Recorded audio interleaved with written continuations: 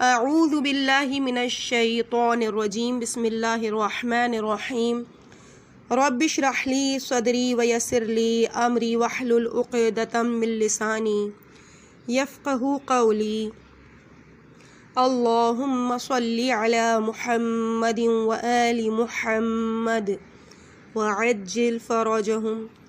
کاشانہ بصیرت کے انتہائی محترم اور معزز سامعین کرام، السلام علیکم ورحمۃ اللہ وبرکاتہ۔ امید ہے کہ آپ سب خیریت سے ہوں گے۔ میں آپ کی ریڈر زہرا علی آپ کی خدمت میں حاضر ہوں کتاب احتجاج تبریسی کی جلد نمبر 2 کی ریڈنگ کے پارٹ نمبر 6 کے ساتھ۔ پیج نمبر ہے 278 اور ہیڈنگ کا آغاز ہو رہا ہے امیر المومنین علیہ السلام کا خط معاویہ کے نام۔ بریکٹ میں لکھا ہوا ہے معاویہ کا جواب اور بنی امیہ کی برائیاں۔ اما بعد، ہم پہلے ایک دوسرے سے ارتباط اور الفت و محبت رکھتے تھے، پھر خدا نے اپنے رسول کے ذریعے دین مقدس اسلام کو ظاہر کیا۔ ہم اسلام اور ایمان لا کر احکام و قوانین خدا پر عمل پیرا ہو گئے اور تم نے مخالفت، کفر و طغیان اختیار کیا۔ بہت دنوں تک رسول اکرم کی دشمنی اور عداوت پر کمر بستہ رہے۔ اس طریقے سے ہمارے اور تمہارے درمیان اختلاف و تفرقہ پیدا ہو گیا۔ 20 سال کی مخالفت و عداوت کے بعد جب قوم کے سرداروں اور قریش کے بزرگوں نے اسلام قبول کر لیا اور مسلمان ان کے حالات پر غالب اور مسلط ہو گئے اور مملکت حجاز کے شہر مسلمین کے ہاتھوں فتح ہو گئے، تو تم نے بھی جبراً قہراً دین اسلام کو بظاہر قبول کر لیا۔ اس کے بعد بھی استقامت، درستی و صحت عمل تو اس سے دکھائی نہیں دی اور ہمیشہ فتنہ انگیزی و فساد اور نفاق پر باقی رہے۔ تمہارا کہنا ہے کہ میں نے طلحہ و زبیر کو قتل کیا اور عائشہ کی زندگی برباد کی، کوفہ اور بصرہ کے درمیان ایک لشکرگاہ اہل بصرہ سے جنگ کے لیے ترتیب دی۔ یہ وہ موضوع ہے کہ جس کا تم سے کوئی ربط نہیں، اور اس کے بارے میں تم بحث و مباحثے اور سوال و جواب میں وارد نہ ہو، کیونکہ اس معاملے میں تم نے ضرر و نقصان نہیں دیکھا ہے کہ حق سوال و اعتراض رکھو۔ تم نے لکھا ہے کہ کچھ انصار و مہاجرین کے ساتھ تم سے جنگ کروں گا۔ افسوس کہ تمہارے تمام اصحاب و اطراف طلقہ، یعنی وہ کہ جنہیں رسول نے فتح مکہ کے موقع پر آزاد کیا تھا، اور ان افراد میں سے ہیں جو فتح مکہ کے بعد اسلام لائے۔ جس دن تیرا بھائی گرفتار ہوا، اس دن موضوع ہجرت ہمارے درمیان سے اٹھا لیا گیا۔ اگر بہت جلدی ہے تو تھوڑا صبر کر لو اور ہوشیار ہو جاؤ۔ میں ایک لشکر انبوہ کے ساتھ تمہارے پاس آؤں تو بہت مناسب اور اچھا ہے، کیونکہ خداوند متعال میرے ذریعے تجھ سے انتقام لے گا، تیرے اعمال زشت کی سزا دے گا، اور اگر تم اس طرف حرکت کرو تو ایسا ہی ہوگا جیسے بنی اسد کے ایک شاعر نے کہا، کہ جس کا ترجمہ کچھ اس طرح سے ہے: گرمی کی وہ تیز و تند ہوائیں آ رہی ہیں اور صحرا بیابانوں کے پتھروں سے ان کے چہروں پر ماریں گی، اور صحرا کے نشیب و فراز میں سرگرداں اور متحیر ہوں گے۔ میرے پاس وہ تلوار موجود ہے کہ میں نے جس کے مزے تیرے جد، چچا اور تیرے بھائی کو جنگ بدر میں چکھا دیے۔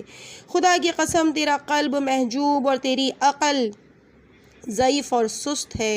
تیری حالت اس شخص کے کتنے موافق ہے جو سیڑھی سے اوپر چڑھا ہو اور اس بلندی نے اسے ایک طرف ایک خوف اور خطرناک جگہ پر سے کودنے پر مجبور کر دیا ہو۔ تو اس چیز کی تلاش میں ہے جو تیری گمشدہ نہیں ہے، اور تجھے ایسے امر بزرگ کا دعویٰ بھی نہیں کرنا چاہیے۔ تو نے دوسروں کے حق میں تجاوز کیا اور چرندوں کے چرانے میں مشغول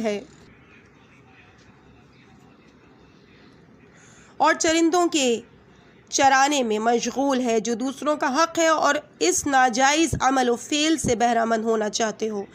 تو نے ایک ایسے بلند مقام کو غصب کیا ہے جس کا تو کسی لحاظ سے بھی اہل نہیں، اور تم اس مقام و منصب کے کسی طرح بھی لیاقت و صلاحیت نہیں رکھتے۔ تمہاری رفتار و گفتار میں کتنا فرق ہے اور فاصلہ ہے۔ تیرے قبیح اعمال اور ناحجاز افعال تیرے دعوے سے معمولی سی بھی موافقت نہیں رکھتے۔ تیری حالت تیرے چچا اور ماموں کی حرکات و رفتار سے مشابہ ہے۔ تجھے سوء اعمال و شقاوت قلبی اور سستی کے نتیجے میں ملی ہے، اور روز بروز ان کا انکار و کفر اور مخالفت رسول اور ان کا بغض و انحراف بڑھتا ہی گیا ہے۔ آخر کار بدترین وضع سے ایک معرکہ پیش آیا جس میں وہ سب اسلام کے زبردست پہلوانوں کی تیر و تلواروں سے ہلاک ہو گئے۔ در عین حال وہ سب اپنی زندگی اور تیز سرگرمیوں میں نہ اپنے مقام محترم کا دفاع کر پائے اور نہ ہی حادثہ اور نہ ملائم سختی کو روک سکے۔ ہاں، قاتلین عثمان کے تعاقب پر تمہارا اصرار اس لیے ضروری ہے کہ پہلے بغض و طغیان و سرکشی کو چھوڑ دو اور دوسروں کی طرح مسلمانوں کے پیشوا کی بیعت کرو، پھر ان اشخاص کو معین کرو جو تمہارے دعوے کے ملزم ہیں، پھر میرے پاس ان لوگوں سے محاکمہ و مکالمہ کرو۔ ہاں، میں تمہارے درمیان کتاب خدا کے مطابق فیصلہ کروں گا۔ شام کی حکومت باقی رکھنے یا قاتلین عثمان کے حوالے کرنے کی جو تم خواہش رکھتے ہو، یہ پیش نہاد و گزارش ایک دھوکہ اور اس بچے کو فریب دینے کی طرح ہے کہ اسے دودھ سے جدا کر دیا گیا ہے اور پھر دودھ سے منصرف کرنا چاہتے ہیں۔ تیری باتیں بالکل بچکانہ اور عامیانہ ہیں اور ممکن نہیں کہ میں ان سے دھوکہ کھا جاؤں۔ Page number 281۔ امیر المومنین علیہ السلام کا دوسرا خط معاویہ ابن ابو سفیان کے نام۔ بہت تعجب ہے کہ تو ہوا و ہوس کی پیروی میں کتنا مصر ہے۔ عزت بنانے، بدعت ایجاد کرنے اور بے بنیاد امور میں پائیدار و استقامت پذیر ہے اور مسلسل حیرت و ضلالت کے مراحل میں حقائق کی بربادی و تباہی میں اور احکام و اصول الہی کے ختم کرنے میں مشغول ہے۔ تو آسمانی ادیان کے اصول و حقائق کی بنیاد کو اپنی سست و ناپاک انگلیوں کے ذریعے صفحہ روزگار سے محو کرنا چاہتا ہے، جبکہ ایسا ہرگز نہیں کر سکتا۔ عثمان اور قاتلین عثمان کے بارے میں تیری تکراری باتیں اس بارے میں سب جانتے ہیں کہ تو کسی کی یاری و طرفداری وہاں کرتا ہے جہاں تیرا فائدہ ہوتا ہے اور اس دن تو اسے تنہا چھوڑ دیتا ہے جس دن نصرت و ہمراہی اس کے لیے مؤثر و نفع بخش ہو جاتی ہے۔ صفحہ نمبر 282۔ معاویہ کا نوشتہ اور جواب امیر المومنین علیہ السلام، بریکٹ میں ہے بعض فضائل کی طرف اشارہ۔ ابو عبیدہ روایت کرتے ہیں کہ معاویہ نے امیر المومنین کے پاس خط لکھا۔ اس نے اس نامے میں درج کیا تھا کہ میرے فضائل بہت ہیں، میرا باپ دور جاہلیت میں بزرگ و سردار تھا اور ظہور اسلام کے بعد آج میں سلطنت و حکومت کا مالک ہوں۔ میں رسول خدا کا رشتہ دار و مومنین کا ماموں ہوں، کیونکہ بریکٹ میں ہے کہ کیونکہ ام حبیبہ زوجہ رسول اکرم اس کی بہن ہے اور میں کاتبان وحی میں سے ہوں۔ امیر المومنین نے اس خط کا جواب دیا، کیا ہندہ جگر خوار کا بیٹا فضیلت و شرف کے لحاظ سے مجھ پر فضیلت و برتری لے جانا چاہتا ہے؟ اے میرے لال، اس کو لکھو کہ پیغمبر خدا از نظر روحانی میرے بھائی ہیں اور از نظر ظاہر میرے چچا کے بیٹے ہیں اور ہم ایک ہی شاخ سے نکلے ہوئے ہیں۔ حمزہ ابن عبد المطلب سید الشہداء میرے چچا ہیں۔ جعفر ابن ابو طالب جو ملائکہ کے ساتھ جنت میں پرواز کرتے ہیں میرے بھائی ہیں۔ دختر رسول خدا فاطمۃ الزہرا سلام اللہ علیہا میری زوجہ اور ہم راز ہیں۔ ہم دونوں اتنا قریب ہیں گویا کہ جسم کا گوشت اور خون ان کے گوشت و خون سے مخلوط ہے۔ سبطین رسول اکرم صلی اللہ علیہ وآلہ وسلم جن کی ماں فاطمہ ہیں، دونوں میرے فرزند ہیں۔ تم میں سے کون ہے جو میرے اتنے فضائل رکھتا ہے؟ میں تم سب پر اسلام اور ایمان میں سبقت رکھتے ہوئے رسول خدا کا گرویدہ ہوا، در حالانکہ ابھی سن بلوغ کو نہیں پہنچا تھا۔ میں نے آن حضرت کے پیچھے نماز پڑھی جبکہ ابھی بچہ تھا، آن حضرت کی رسالت کا اعتراف کیا جبکہ شکم مادر میں جنین تھا۔ میں وہ شخص ہوں کہ رسول اکرم نے غدیر خم کے دن منصب ولایت کو میرے لیے ثابت و معین کیا اور تمام مسلمانوں سے اس کے بارے میں عہد و پیمان لیا۔ وائے ہو وائے اس شخص پر جو خدائے متعال سے ملاقات کے وقت میرے حق کے ظالموں اور غاصبوں میں محسوب ہو۔ میں وہ شخص ہوں جس کا انکار نہیں کرنا چاہیے کیونکہ جنگ و صلح کے وقت میرے برجستہ کام فراموش نہیں ہو سکتے۔ معاویہ نے جب یہ خط پڑھا تو کہا، اسے پوشیدہ رکھو، خدا نہ کرے وہ اس کی طرف مائل ہو جائیں۔ Page number 284۔ قتل عمار ابن یاسر کے بارے میں امام صادق علیہ السلام سے روایت ہے کہ جب عمار یاسر جنگ صفین میں شہید ہوئے تو کچھ اہل شام کے درمیان اضطراب و تزلزل پیدا ہوا اور رسول اکرم کے قول کو ایک دوسرے سے نقل کرنے لگے، عمار کو ایک باغی اور ظلم و ستم کرنے والا گروہ شہید کرے گا۔ بس عمرو عاص نے معاویہ کو خبر دی کہ لوگ مضطرب ہو رہے ہیں اور ان میں ہی جان ہو گیا ہے۔ معاویہ نے پوچھا، کہ ایسا کیوں؟ عمرو عاص نے کہا کہ شہادت عمار کی سبب۔ معاویہ نے کہا کہ ان کا قتل کیا خصوصیت رکھتا ہے؟ عمرو عاص نے کہا کہ رسول خدا صلی اللہ علیہ وآلہ وسلم کے فرمان سے جو حضرت نے قاتلین عمار کے بارے میں پیشن گوئی کی تھی۔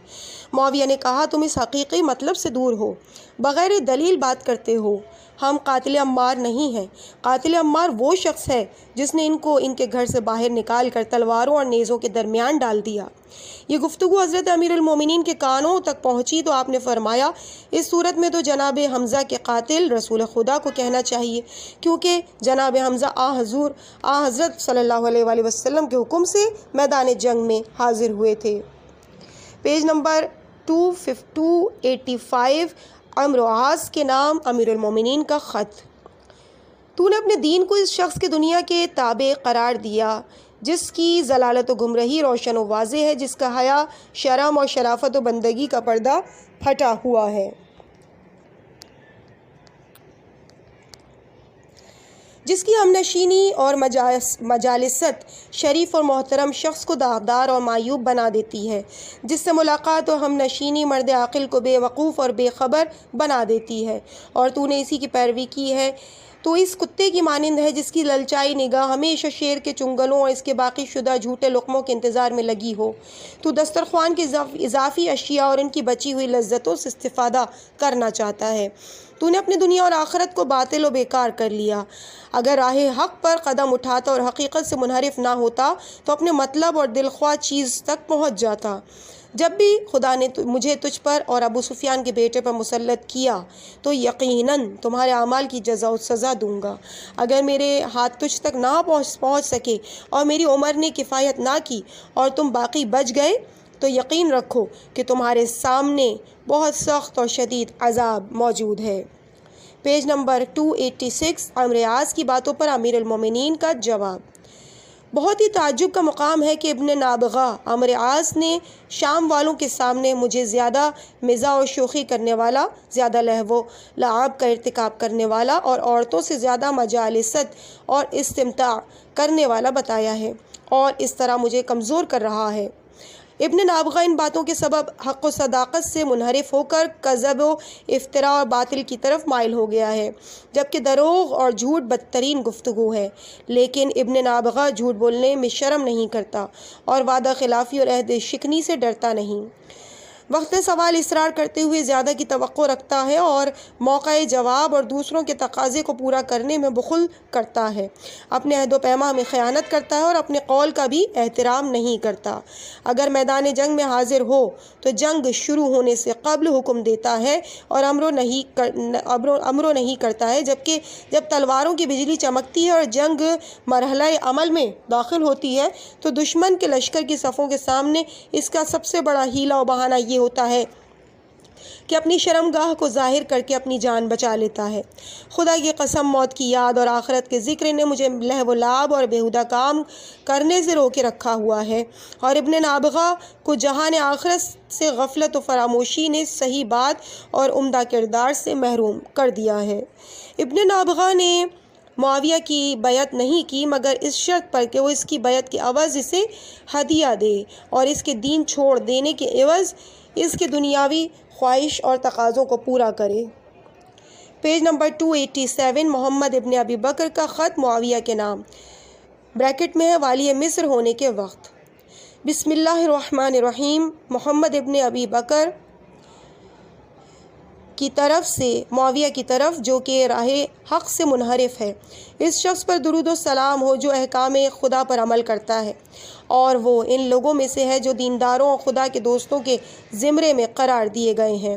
اما بعد، خداوند عالم نے اپنی جلالت و سلطنت سے دنیا کی موجودات کو پیدا کیا، اس کا کوئی بھی عمل عبث اور لہو و لعب نہیں، اور اسے کوئی ضرورت و کمزوری بھی عارض نہیں ہوئی ہے، بلکہ اس کا مقصد یہ ہے کہ وہ بندوں کو خلق کرے اور پھر لوگ اس کی معرفت کے ساتھ اس کی بندگی و عبادت کریں۔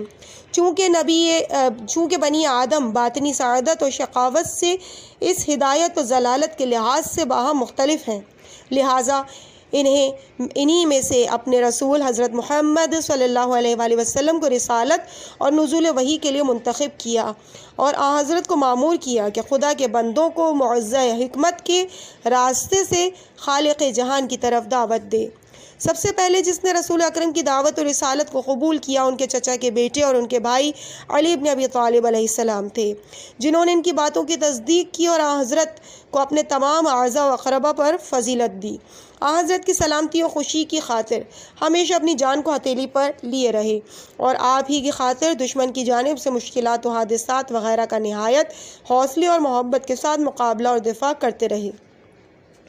آج میں دیکھ رہا ہوں کہ تو علی بن ابی طالب پر برتری و افتخار حاصل کرنا چاہتا ہے، جبکہ تو ابو سفیان کا بیٹا ہے، اور علی بن ابی طالب وہ ہے جو تمام قسم کی نیکیوں اور اعمال خیر میں ایک پہچان اور تقدم رکھتے ہیں۔ تو لعین ابن لعین ہے۔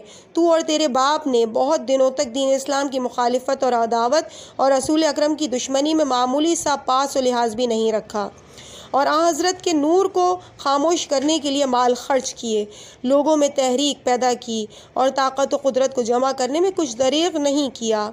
تجھ پر وائے ہو تو نے علی بن ابی طالب سے کیسے روگردانی کی، درحالانکہ وہ وارث رسول اور ان کے وصی و خلیفہ ہیں۔ وہ پہلے شخص ہیں جس نے ان کی پیروی اور آخری فرد ہیں کہ جس نے سب سے آخر میں حضرت سے جو جدا ہوئے۔ تو خود پیغمبر کا دشمن اور دشمن پیغمبر کا بیٹا ہے۔ اس نادرست اور باطل راہ سے جو لذت چاہتے ہو وہ حاصل کر لو اور اپنی ضلالت و گمراہی میں عاص کے بیٹے سے اعانت و نصرت طلب کر لو۔ بہت جلد تیری زندگی ختم اور تیرے حیلہ و بہانے ختم ہو جائیں گے، اور جان لو کہ عاقبت خیر اور نیک بختی کہاں پر تھی۔ جان لو گے کہ عاقبت خیر اور نیک بختی کہاں پر تھی۔ اس پر درود ہو جو راہ ہدایت کا اتباع اور پیروی کر لے۔ اگلی ہیڈنگ ہے معاویہ کا جواب محمد ابن ابی بکر کے نام، پیج نمبر 289۔ یہ خط اس بیٹے محمد ابن ابی بکر کے نام جو اپنے باپ کی عیب جوئی کرتا ہے، اس پر درود ہو جو پروردگار کا مطیع و فرما بردار ہے۔ اما بعد تمہارا خط مجھے ملا، تم نے خدا کی قدرت و حکومت کا ذکر کر کے اپنی طرف سے چند جملے بیان کیے۔ اس کے بعد علی بن ابی طالب کے فضائل اور ان کی اسلام میں سبقت، قرابت داری، فداکاری اور محنتوں اور کوششوں کو لکھا۔ میں پروردگار کی حمد کرتا ہوں کہ اس نے تم کو ان فضائل سے محروم رکھا۔ تم دوسروں کی فضیلت پر افتخار کر رہے ہو۔ میں اور تیرے باپ ابو بکر حیات رسول میں علی بن ابی طالب کی برتری، حق، سبقت اور اولیت سے باخبر تھے۔ جب رسول اکرم نے وفات پائی، سب سے پہلے جس نے ان کی مخالفت کی تیرا باپ اور عمر ابن خطاب تھے۔ انہوں نے باہم اتفاق کیا اور ان کے خلاف قیام کیا، ان کو اپنی بیعت کے لیے مجبور کیا۔ علی بن ابی طالب نے بیعت سے انکار کیا، انہوں نے اس کے لیے بہت سی تدبیر کی، اس کی نسبت سوء قصد کیا اور ان کو اپنی بیعت کی خاطر زبردستی کی۔ بس علی بن ابی طالب نے جبراً بیعت کی اور اپنا حق دونوں کے حوالے کر دیا۔ انہوں نے علی کو اپنے کسی امور میں شریک نہیں کیا اور اپنے اسرار و رموز سے انہیں واقف نہیں کیا، یہاں تک کہ ان کی دنیاوی زندگی ختم ہو گئی اور دنیا سے چلے گئے۔ پھر تیسرے نے بھی وہی روش اختیار کی اور اسی رستے پر چل پڑا۔ اس موقع پر تم نے اور تمہارے دوستوں نے دشمنی کی، اس کی حرکات و عمل کی عیب جوئی کی، اسے ہر طرف سے گھیر لیا۔ مختلف اور گنہگار افراد نے اس کی مقبوضہ اشیاء کی لالچ میں ہر طرف سے محاصرہ کر لیا۔ آخر امر جو کرنا چاہیے تھا وہ کیا اور اپنی آرزو کو پہنچے۔ پس اگر میرا عمل درست ہے تو میں نے تمہارے باپ کی پیروی کی ہے، اور اگر ظلم و ناروا ہے تب بھی میں تابع ہوں۔ تیرا باپ پہلا شخص ہے جس نے یہ سنت و بدعت ایجاد کی ہے، اور یہ نادرست راہ دوسروں کے لیے کھول گیا۔ ہم اسی کا اتباع کر رہے ہیں۔ اگر تمہارے باپ نے یہ قدم نہ اٹھایا ہوتا تو ہم ہرگز علی بن ابی طالب کی مخالفت نہ کرتے اور ان کا حق ان کے حوالے کر دیتے۔ بس تم چاہو تو اپنے باپ کی عیب جوئی کر دیا، خاموش و ساکت ہو جاؤ۔ اس کے بعد ہے پیج نمبر 291، امیر المومنین علیہ السلام کا خوارج سے احتجاج۔ خوارج نے پہلے امیر المومنین کو جنگ صفین میں تحکیم پر مجبور کیا، پھر تحکیم کے انکار کر کے کا انکار کر کے ان پر عیب و تہمت لگانا شروع کر دیا۔ اس وقت آپ نے ان کے اعتراض کی رد فرمائی اور ظاہر کیا کہ اس خطا و اشتباہ کی ابتدا تمہاری جانب سے تھی اور اس کی برگزشت بھی تمہاری ہی طرف سے ہے۔ اس مطلب کو آپ نے برہان و دلیل سے ثابت اور واضح کیا۔ روایت میں ہے کہ اس شخص نے امیر المومنین کے سامنے کھڑے ہو کر ایک شخص نے کہا کہ آپ نے خود ہم کو حکم قرار دینے سے منع فرمایا، پھر آپ ہی نے حکم کا انتخاب کیا۔ ہم کو نہیں معلوم کہ ان دونوں نظر میں سے کون سا درست اور کون سا باطل ہے۔ آپ نے اپنا ایک ہاتھ دوسرے ہاتھ پر افسوس کے سبب مارا اور فرمایا، یہ باتیں خود میرے عمل کی جزا ہیں کہ میں نے ادامہ جنگ سے اپنے ہاتھ کو اٹھا لیا۔ خدا کی قسم، جب جنگ کے شعلے بھڑک رہے تھے، اگر اسی وقت جنگ جاری رکھنے کے لیے زبردستی کرتا، دوسروں کی عقب نشینی اور کراہیت کو نہ سوچتا، تمہیں تمہارے ناپسند امر پر متنبع کرنا، موافقین کی تشویق و ہدایت کرتا اور مخالفین کی تادیب و اصلاح کرتا، تو یقیناً بہترین اور بہت اچھا نتیجہ حاصل ہوتا اور بہت ہی اہم وظیفہ انجام دیتا۔ لیکن کیا کرتا، میرا کوئی مددگار نہ تھا اور قابل اعتماد اور لائق اطمینان افراد کو اپنے اطراف نہیں پا رہا تھا۔ مقام تعجب ہے کہ میں چاہتا ہوں کہ تم جیسے لوگوں سے اپنے درد کا علاج کروں، در حالانکہ ایسے یار و مددگار کا ہونا خود درد و بے درمان ہے۔ میں اس واقعے میں اس شخص کے مانند ہوں جو اپنے دھسے ہوئے کانٹے کو ایک دوسرے زہر آلود تیز تر کانٹے سے باہر نکالنا چاہتا ہے۔ پروردگارا، اس سخت و خطرناک درد کے علاج سے تمام اتباع بہت تھک چکے ہیں، اور جو لوگ اس گہرے کنویں سے آب حیات نکالنا چاہتے ہیں وہ بہت ملول اور رنجیدہ ہو گئے ہیں۔ پیج نمبر 293، امیر المومنین علیہ السلام کا خوارج سے مناظرہ۔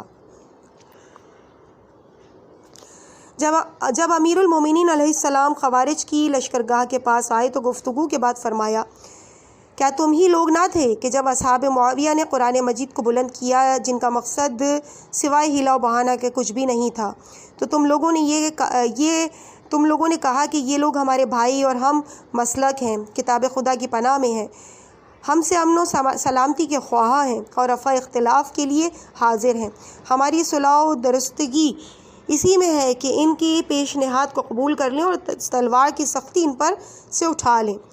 میں نے تم کو جواب دیا کہ یہ لوگ اس طریقے سے صرف ایمان کا اظہار کر رہے ہیں، لیکن باطن میں ہماری دشمنی اور عداوت کو محکم کر کے ہم کو نابود کرنا چاہتے ہیں۔ آج تم ان سے ہمدردی کر رہے ہو، لیکن آخر میں نادم اور پریشان ہوگے۔ تمہاری بھلائی اور اصلاح اور صلح جنگ میں استقامت و پائیداری ہے، تمہیں اپنے اپنے مقصد کے حصول میں متزلزل ہونا چاہیے۔ تم راہ خدا میں جہاد سے سستی و کمزوری کو راہ نہ دو، تم کو ہر آواز دینے والے کی طرف اعتنا نہیں کرنا چاہیے۔ ہوشیار ہو کہ اس قوم کے سردار خود گمراہی اور دوسروں کو گمراہ کرنے والے ہیں، تمہارا وظیفہ یہی ہے۔ ان کی آواز پر کان نہ لگاؤ اور اس پیش نہاد سے بے پرواہ ہو کر اپنی پیش رفت اور اپنے آگے بڑھنے کو جاری رکھو۔ ہم ہمیشہ رسول اکرم کے حضور مخالفین سے جنگ کرتے رہے اور موت باپ بیٹوں، بھائیوں اور قرابت داروں کے درمیان جدائی کرتی رہی۔ سخت مصیبت اور فشار حضرت کے یار و اصحاب کو گھیرتی رہی، لیکن وہ اپنی استقامت و ثابت قدمی کو بڑھاتے ہی رہے، اور جتنی سختی و مصیبت ان پر زیادہ ہوتی جاتی، ایمان و تسلیم کے آثار نشانات ان کے چہروں پر زیادہ ہی روشن ہوتے جاتے اور لگے ہوئے زخموں پر ان کا صبر و تحمل بڑھتا جاتا۔ افسوس کہ آج کچھ مسلمانوں کے انحراف اور کجروی اور شبہ و تعویلات کی پیروی نے ہمارے امور کو ان کے ساتھ جنگ کی طرح کھینچ لیا اور اس اختلاف اور فتنے کو پیدا کر دیا ہے۔ البتہ ظاہری تکالیف کے لحاظ سے ہمیں چاہیے کہ جب تک ممکن ہو اس انتشار و اختلاف کی رفع کرنے میں کوشاں رہیں۔ جبکہ ایسے واقعات اور حالات پیدا ہو جائیں، ہم نے اس واقعہ حکم سے یہ احتمال دیا ہے اور خیال ہے کہ ہم ایسے لوگوں سے اتحاد و اتفاق اور دشمنی و خونریزی کو دور کرنے کے استفادہ کریں، مگر ہم ناچار و مجبور ہوئے کہ اس حادثے کا استقبال کریں اور کشادہ سینے کے ساتھ اس کو قبول کریں۔ اس کے بعد اگلی ہیڈنگ ہے حاکمین کے بارے میں کلام امیر المومنین علیہ السلام، پیج نمبر 295۔ ہم نے رفع اختلاف اور اختتام جنگ کے مسئلے میں لوگوں کو حاکم نہیں بنایا بلکہ کتاب خدا کو اپنے لیے حاکم بنایا ہے۔ چونکہ کتاب خدا اوراق کے درمیان پوشیدہ ہے اور نطق ظاہری اور زبان گویا نہیں رکھتی، ہم مجبور تھے کہ چند افراد کو اس کے بیان و ترجمان کے لیے معین کریں تاکہ وہ احکام قرآن پیش کریں۔ جب ہمارے دشمنوں نے کتاب خدا سے توسل کیا اور ہمیں اس کی حکمیت کی دعوت دی تو اس کی قبولیت کے علاوہ ہمارے پاس کوئی چارہ نہ تھا، کیونکہ ہم ہمیشہ قرآن کے ساتھ ہیں اور ہمیں گوارا نہیں کہ اس کے خلاف معمولی سی بھی حرکت سرزد ہو۔ ہمارا مقصد فقط احکام قرآن کی پیروی ہے، لہٰذا اس بات کو ہم کیسے رد و ترک کر سکتے ہیں، اگرچہ انہوں نے دل کی گہرائیوں سے ایسی درخواست نہیں کی تھی۔ خداوند عالم فرماتا ہے کہ اگر تمہارے درمیان کسی چیز کے بارے میں اختلاف پیدا ہو جائے تو اسے رسول خدا کی طرف پلٹاؤ اور اپنے اختلافی نظریات کو کنارے رکھ دو اور حکم و قانون خدا کی پیروی کرو، جبکہ تم خدا اور روز جزا پر ایمان رکھتے ہو۔ خدا کی طرف رجوع کرنے کے معنی یہ ہیں کہ کتاب خدا سے مراجعہ کرو۔ رسول خدا سے رجوع کا مقصد یہ ہے کہ رسول کی سنت اور ان کے جامع کلام کی طرف رجوع کیا جائے۔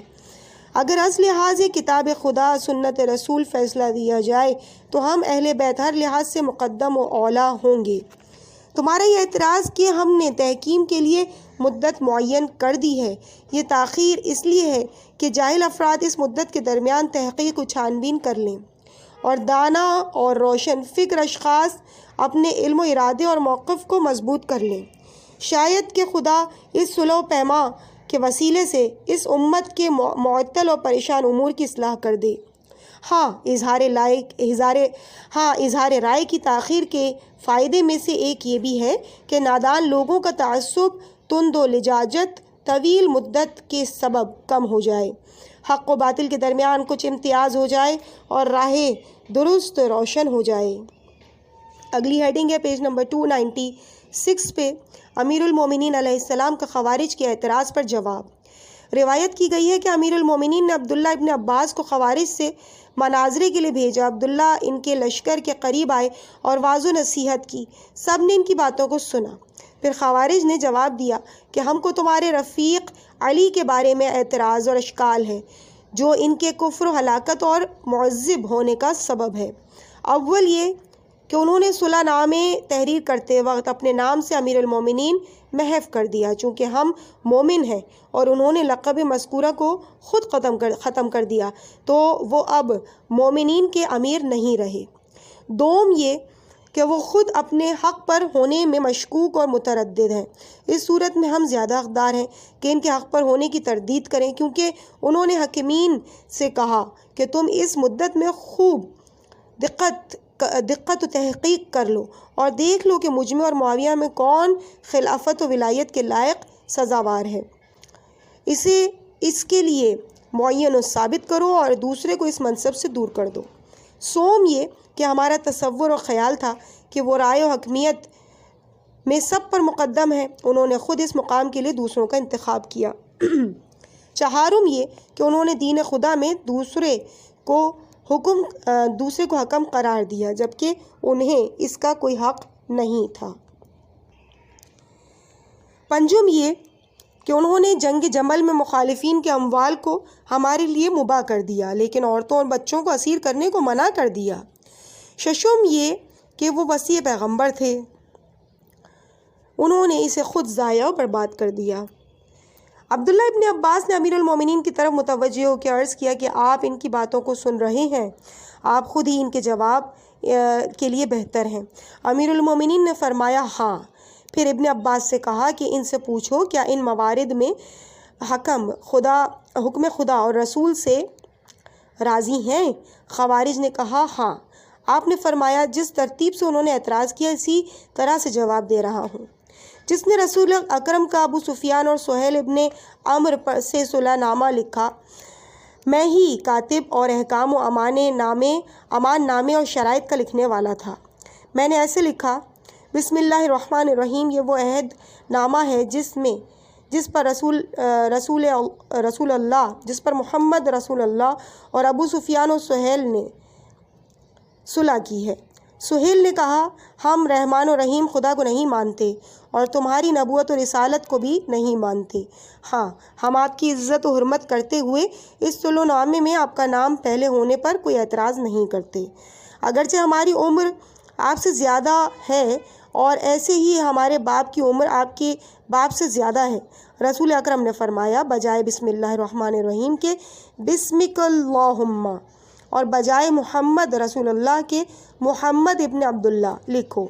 پھر میری طرف متوجہ ہو کر فرمایا تمہارے سامنے بھی ایسا ہی واقعہ پیش آئے گا اور جبراً موافقت کرو گے۔ میرا اور معاویہ کا معاملہ ایسا ہی ہے، کیونکہ ہم نے صلح نامے میں لکھا تھا کہ یہ عہد و پیما امیر المومنین کی اس صلح کا ہے جو معاویہ ابن عمرو عاص سے ہوئی ہے۔ انہوں نے اس جملے پر اعتراض کرتے ہوئے کہا اگر ہم آپ کے امیر المومنین ہونے کے معتقد ہوتے تو آپ کے جنگ و جدال آپ سے کیسے کرتے؟ ضروری ہے کہ کلمہ امیر المومنین کی جگہ اپنا نام لکھیے۔ میں نے حکم دیا بجائے امیر المومنین کے علی ابن ابی طالب لکھو، جیسا کہ رسول اکرم نے حکم دیا تھا کہ رسول اللہ کاٹ دو۔ اب اگر تم نے میرے اس امر کو قبول کیا تو گویا تم نے حکم پیغمبر کا انکار کیا، اگر تم نے میرے اس امر کو قبول نہ کیا تو گویا تم نے حکم پیغمبر کا انکار کیا اور ان کی باتوں کو بھی قبول نہیں کیا۔ خوارج نے کہا ہمارے پہلے اعتراض کا یہ جواب کافی ہے۔ امیر المومنین علیہ السلام نے فرمایا حاکمین کے بارے میں میرے کہے ہوئے جملے پر اعتراض کہ وہ تردید و شک پر دلالت کرتا ہے، یہ جملہ شک و تردید پر دلالت نہیں کرتا، یہ ایک انداز و تعبیر ہے جو کسی بھی بات میں صرف انصاف کے لیے اختیار کیا جاتا ہے، جیسا کہ خداوند تعالیٰ فرماتا ہے سورہ سبا کی آیت نمبر 24 میں ترجمہ، ان سے کہو وہ کون ہے جو آسمان اور زمین سے تمہیں رزق دیتا ہے، ان کی زبان سے کہو خدا ہے۔ اس صورت میں ہم میں اور تم میں کون ہدایت پر ہے اور کون گمراہی پر ہے؟ یہ وہ آیت جسے حکم خدا سے رسول خدا نے اپنے مخالفین کے سامنے پیش کیا۔ ہاں، حضرت کی ہدایت اور مخالفین کی ضلالت و گمراہی میں کوئی حضرت کی ہدایت اور مخالفین کی ضلالت و گمراہی میں کوئی شک و شبہ نہیں ہے۔ خوارج نے اس اعتراض کو بھی واپس لے لیا۔ پھر امیر المومنین نے فرمایا دوسرے کو حکم بتانے کے بارے میں تمہارا اعتراض اور حالانکہ میں خود حکم کے لیے دوسروں سے بہتر ہوں، اس میں بھی میں نے رسول خدا ہی کی پیروی کی ہے۔ خداوند تعالیٰ فرماتا ہے لَقَدْ كَانَ لَكُمْ فِي رَسُولِ اللَّهِ أُسْوَةٌ حَسَنَةٌ، تم کو رسول کی اقتداء اور اتباع کرنا چاہیے۔ کیا تمہیں یاد ہے کہ حضرت نے جنگ بنی قریظہ میں سعد ابن معاذ کو حکم بنایا تھا اور طرفین نے ان کے فیصلہ اور رائے پر اتفاق کیا، جبکہ رسول مورود حکمیت و رائے میں تمام لوگوں سے بہتر تھے؟ خوارج نے کہا درست ہے، ہم اسے بھی قبول کرتے ہیں۔ پھر امیر المومنین نے فرمایا تمہارا یہ اعتراض کہ میں نے دین خدا میں دوسروں کو حاکم بنایا، سمجھ لو میں نے لوگوں کو حاکم نہیں قرار دیا بلکہ کتاب خدا اور احکام الہی کو حاکم بنایا ہے۔ ان موارد میں لوگوں کی تعین و تحکیم اس لیے ہے کہ حکم کے مورود و مصداق روشن و معین ہو جائیں۔ چنانچہ اسی نظریے کے تحت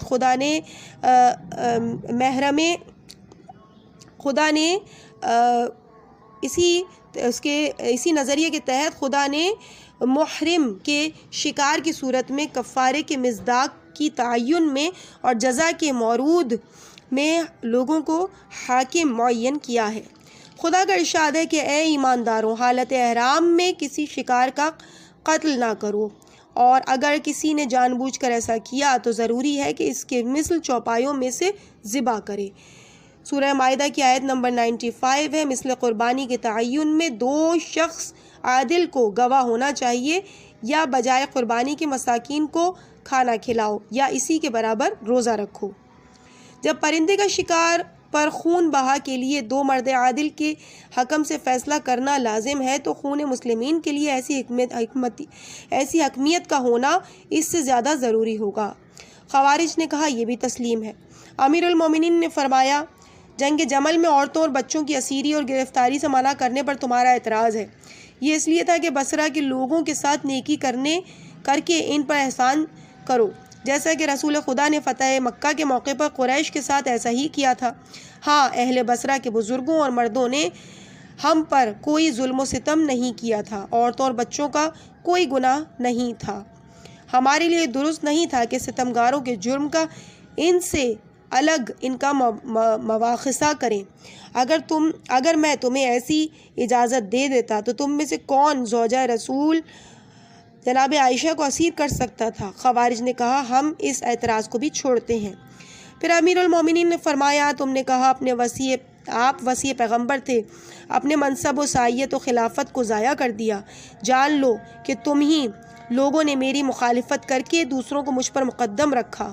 تم ہی لوگ تھے جو روز اول جس چیز میں پر میرا حق تھا اس کو مجھ سے جدا کر دیا۔ ہاں، انبیاء اور مرسلین کا وظیفہ یہ ہے کہ لوگوں کو اپنی دعوت دے کر اپنے دعوے کو ان کے سامنے پیش یا ظاہر کریں۔ پیغمبروں کی بعثت کا مقصد بھی یہی ہے، لیکن انبیاء کے اوصیہ اور جانشین کا وظیفہ ایسا نہیں ہے۔ اوصیہ کا تعارف انبیاء کراتے ہیں اور اپنے تعارف کرانے اور لوگوں کو اپنی طرف بلانے کے محتاج نہیں ہوتے۔ انبیاء کی ذمہ داری ہے کہ اپنے خلفاء کا تعارف کرا کے لوگوں کو ان کی طرف لائیں۔ لہٰذا جو لوگ خدا اور رسول پر ایمان لائے وہ خود بخود اوصیاء انبیاء کو پہچان لیں گے۔ نبیوں کا جانشین مثل کعبہ ہے۔ خدا نے فرمایا وَلِلَّهِ عَلَى النَّاسِ حَجَّ الْبَيْتِ، خدا نے قدرت و استطاعت رکھنے والوں پر فرض کیا ہے کہ خانہ کعبہ مکہ جا کر مناسک حج بجا لائیں۔ اب اگر کوئی اعمال حج کے لیے وہاں نہ جائے تو بیت اللہ کی کوئی تقصیر و کمی نہیں ہے، اور نہ تو کافر و مخالف شمار ہوگا، بلکہ کافر و مقصر اور وہ شخص ہوگا جس نے زیارت کعبہ کو ترک کیا، کیونکہ یہ عمل مسلمانوں کے معینہ اور وظائف اور فرائض میں شمار ہوتا ہے۔ خانہ خدا کی بھی مومنین کی شناخت کرا دی گئی اور ان کے سامنے منصوب و مشخص کر دیا گیا۔ میرا حال ایسا ہی ہے، کیونکہ مجھے رسول خدا نے غدیر قوم کی کثیر جمعیت کے سامنے دوسرے مقام پر بھی خلافت و وصایت کے لیے منصوب اور معین کیا، اور یہ بھی فرمایا کہ تم میرے نزدیک کعبے کی مانند ہو، سب کو تمہاری طرف آنا چاہیے اور کعبہ کسی کی طرف نہیں جاتا۔ خوارج نے کہا یہ دلیل بھی تام و مکمل ہے، ہم نے یقین کر لیا۔ اس وقت خوارج کے بہت سے افراد نے توبہ کر لی اور واپس ہو گئے۔ 4000 خوارج باقی بچے تھے، انہوں نے اپنے کمزور اور فاسد نظریے اور باطل مسلک کو نہیں چھوڑا۔ امیر المومنین نے ان سے جنگ کی اور انہیں قتل کر دیا۔